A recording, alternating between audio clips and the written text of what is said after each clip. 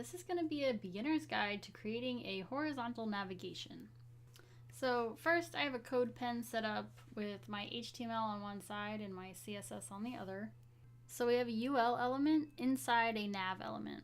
The nav element gives the browser context and allows it to know where the navigation is on your page.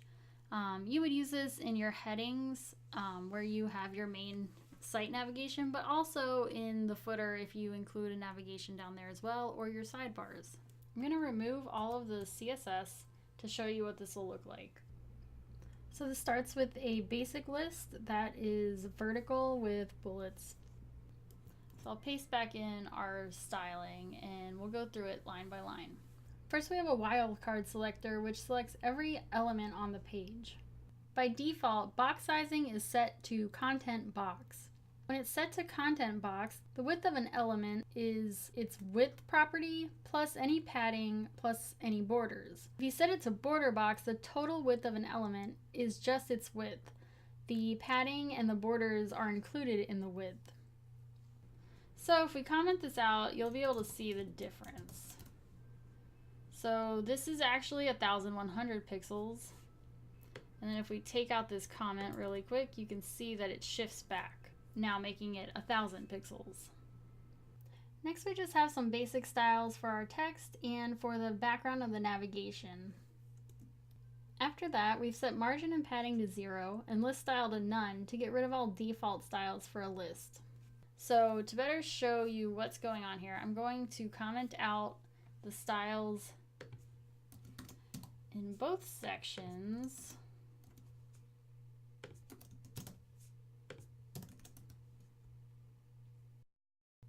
So now that we've removed those styles, you can see we have an unstyled vertical list.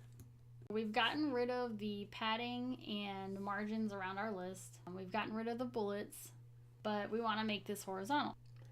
Next, we've set our list items to display inline block.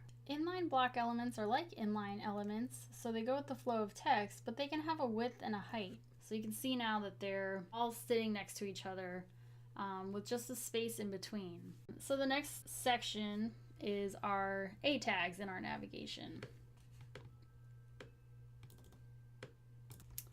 So these inline block elements only take up as much space as they need. And then inside we're going to set the display for our A tags to block. This makes them take up the full space inside of the LI tags.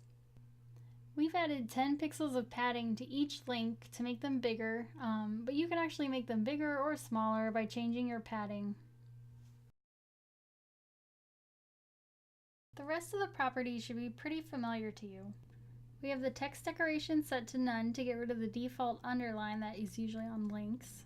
We've set the color to white, and then we have our background hover as blue. Using really obnoxious colors while you're testing things out does help to see where all these effects are happening.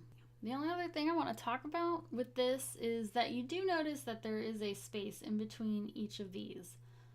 This is actually because of the display inline. When you have inline elements, they do take into account the white space between the elements. One way to get around that is to take away the spaces in between your list items. So you see there, we've gotten rid of these spaces already. Another option is to add HTML comments between your LI elements. So this comments out the space between the elements, but we can keep everything on separate lines.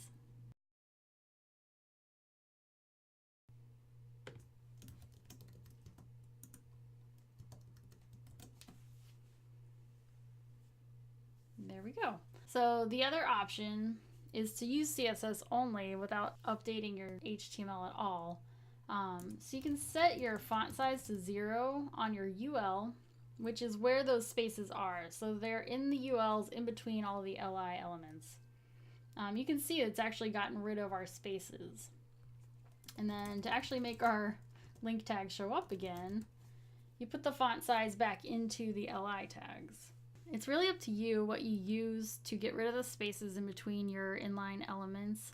I like to use a purely CSS solution so that I don't have to worry about what my HTML looks like or reading through my navigation that's all on one line or a bunch of little comment tags. I find it to be less fiddly to just do this in CSS. Alright, so that's the basics for creating a horizontal navigation with HTML and CSS.